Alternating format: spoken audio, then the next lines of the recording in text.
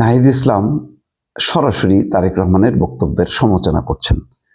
বলছেন তাহাজ্জুদের পরেই তারা সিল মারার পরিকল্পনা করছে।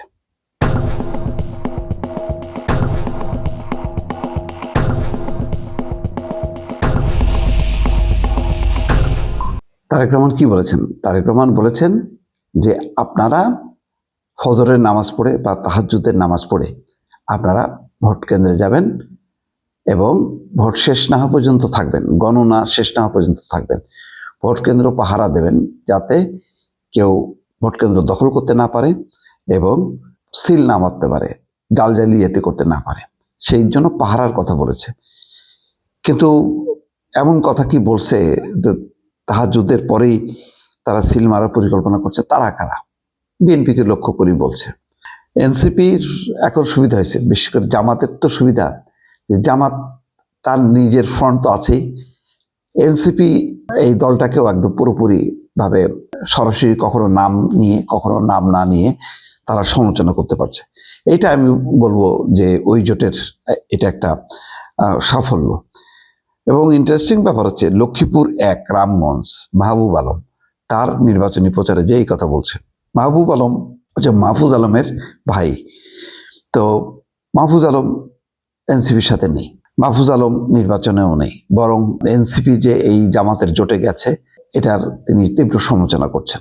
বিভিন্ন ফেসবুক পোস্টে বা টকশোতে বলছেন যে এটা একেবারেই আত্মঘাতী হয়েছে, অর্থাৎ পিছন দিকে হাঁটা সাথে তিনি তুলনা করেছেন।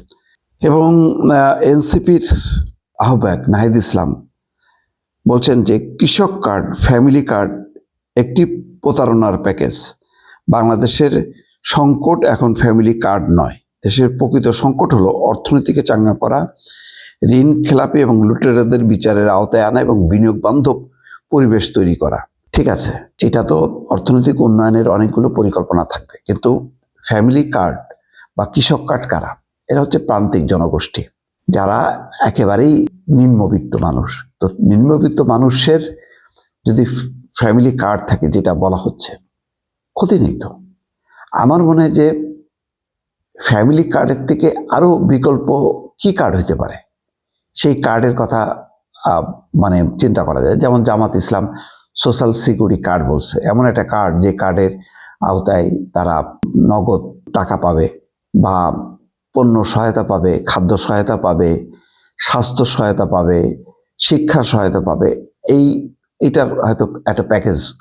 তো এটাকে যখন কি কেউ বলে তখন কি বলা উচিত যে এটা প্রতারণার প্যাকেজ? বরং এটা কিভাবে বাস্তবায়ন সম্ভব এটা জানতে চাওয়া উচিত, যে এটার সাশ্রয় কিভাবে হবে। যেমন দেখলাম যে ফ্যামিলি কার্ডের সমালোচনা করে জামাতের একজন নেতা বলছেন 96,000 কোটি টাকা লাগবে। 96,000 কোটি টাকা লাগবে কি লাগবে না, এই গবেষণা কি হয়ে গেল এর মধ্যে? এখনো তো এই কার্ডটাকে কিভাবে ইমপ্লিমেন্ট হবে এর বিএনপির পক্ষ থেকে বলা হচ্ছে যে তারা খাদ্যপণ্য পাবে অথবা নগদ সহায়তা পাবে।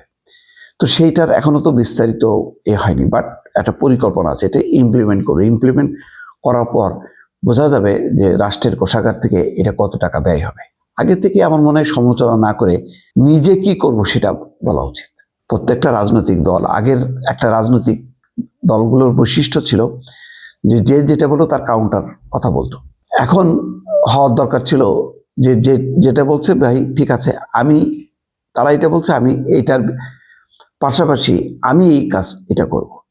এইরকম যদি একটা কম্পিটিশন হইতো এবং একটা দায়বদ্ধতার জায়গা তৈরি হতো, নির্বাচনের পর যে দল ক্ষমতায় আসবে তখন চাপ তৈরি করা যেত যে তুমি এটা বলছো, এটা এখন ইমপ্লিমেন্ট করো, দেখাও। তখন না বোঝা যাবে যে এটা প্রতারণার ফাঁদ নাকি এটা মিথ্যা আশ্বাস ছিল কোনটা। তার আগে কি বলা যায়? বরং এইগুলি তো কল্যাণমূলক রাষ্ট্রের একটা পদ্ধতি। আর তাহাজ্জুদের পর আমি একবার শুনেছি যে আপনারা ভোরবেলা নামাজ পড়ে আপনারা আগে ভাগে চলে যাবেন এবং কেন্দ্র পাহারা দেবেন। এই কেন্দ্র পাহারার কথা কিন্তু অনেক পুরনো কথা। আওয়ামী লীগ কেন্দ্র পাহারা দেওয়ার নাম করে তারা ভোটে ব্যালট পেপারে সিল মেরেছে। তো ওই যুগটা তো শেষ, এখন কি সেই অবস্থা আছে?